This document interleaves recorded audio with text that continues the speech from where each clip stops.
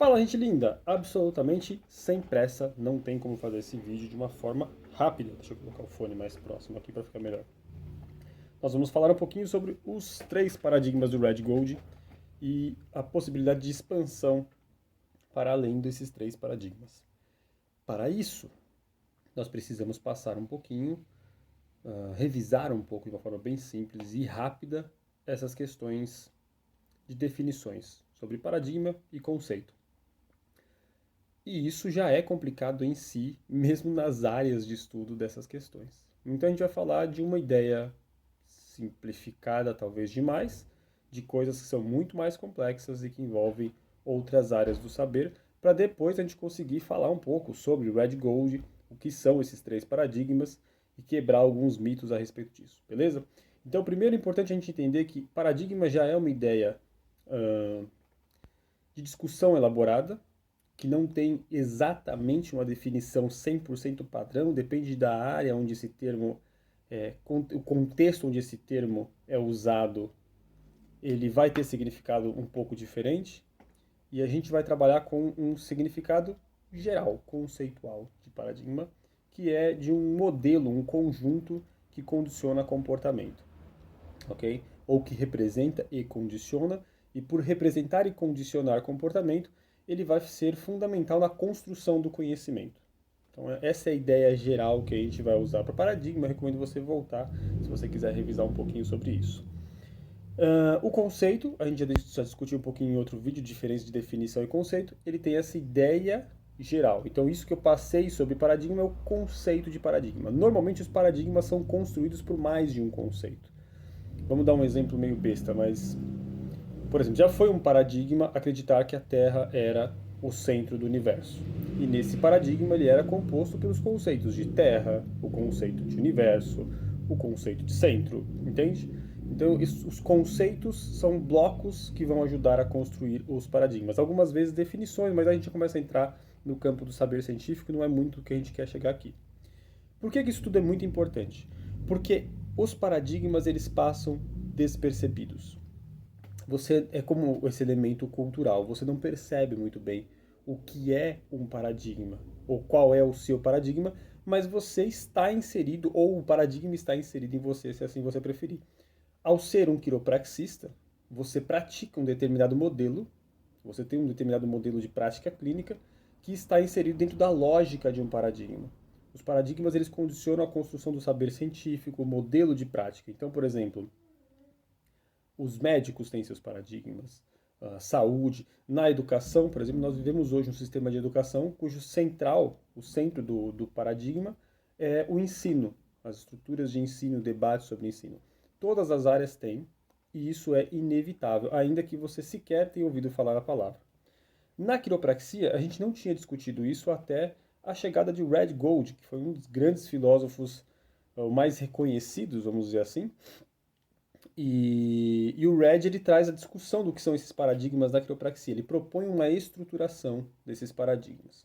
Ele alega que estava tudo muito confuso, que as produções científicas de quiropraxia elas eram às vezes ambíguas, confusas, mal escritas, que mesmo os grandes quiropraxistas e que eram grandes cientistas não eram muito bons com escrita e com filosofia, então isso dificultava o entendimento. E o Red ele tenta sintetizar aquela ideia toda de que ele percebeu, que ele identificou e propor uma solução, porque o Red estudava um pouco de filosofia da ciência e, na verdade, até estudava bastante, e ele já estava bastante fundamentado de que para haver uma grande expansão científica é necessário uma revolução de paradigma e vice-versa. Quando você tem uma grande descoberta científica, o paradigma antigo ele é reformulado e essa reformulação representa um grande progresso.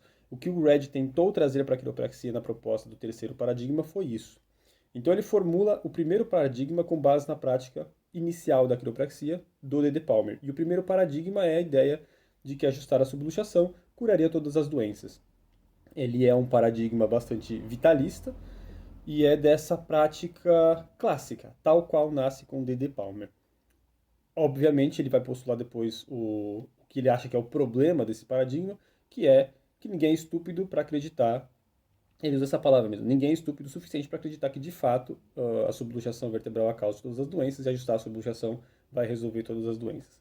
Dá para fazer uma enorme discussão sobre isso, mas não é o que a gente quer fazer aqui agora.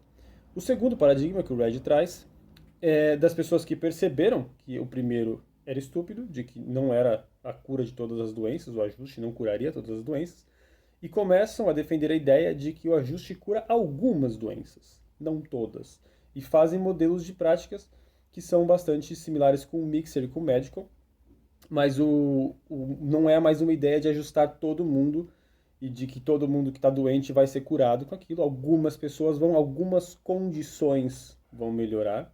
E aí há debate sobre, porque teve muita discordância sobre isso, muita gente achava, mas essa condição sim, essa não, essa questão científica ainda estava se desenvolvendo.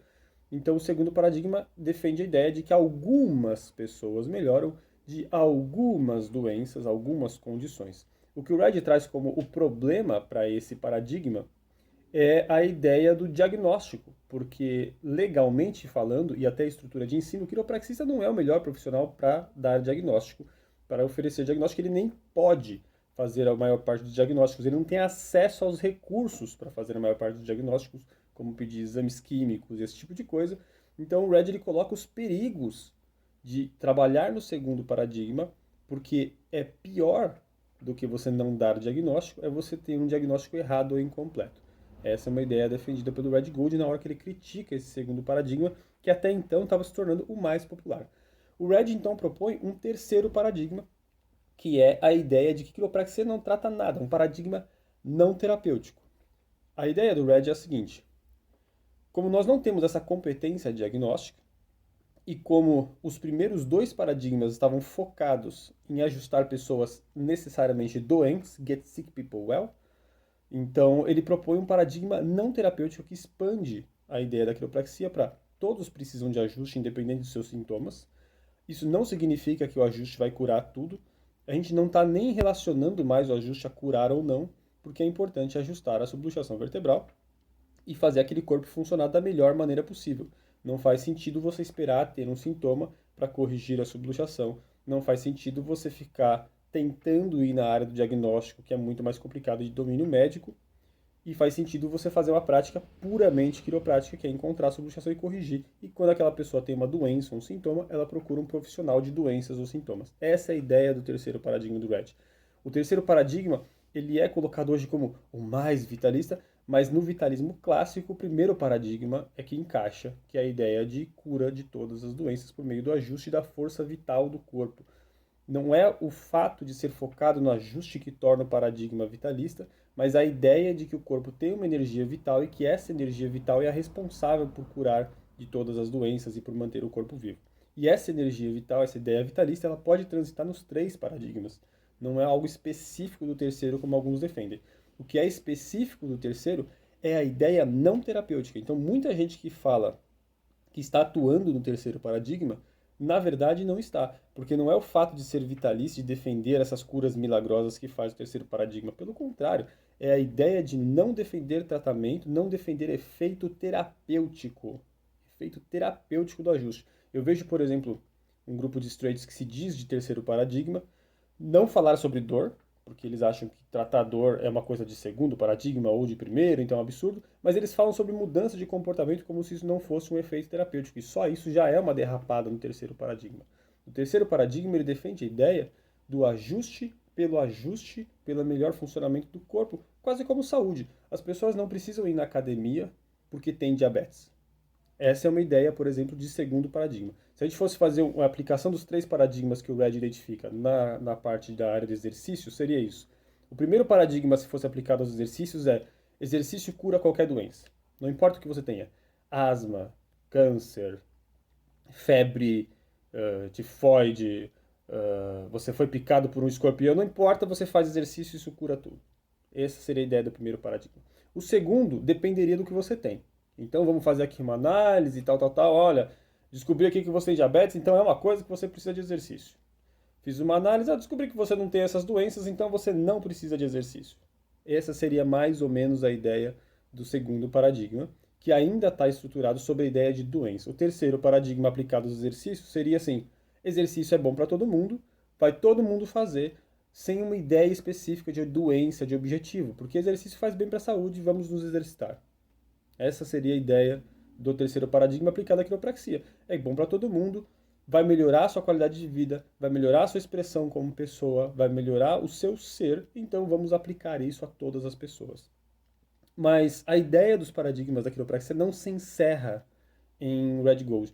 Por mais que existam paradigmas que se relacionam com os três clássicos, hoje nós temos propostas diferentes, porque as mudanças de elementos conceituais dos paradigmas mudam a forma como ele se estrutura. Um elemento conceitual desses paradigmas, por exemplo, é a subluxação vertebral ou o complexo de subluxação vertebral.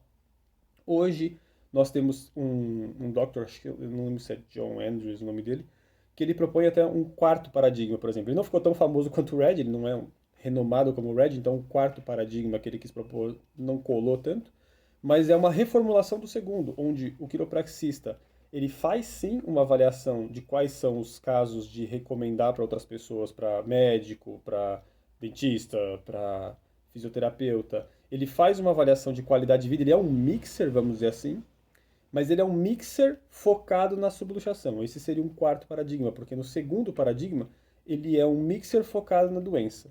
A proposta do quarto é uma mistura do segundo com o terceiro, que ele faz uma prática focada na subluxação. Usa kinesiotape, usa massagem, sei lá, usa óleo essencial, indica para colegas médicos, ele não acha que vai curar tudo.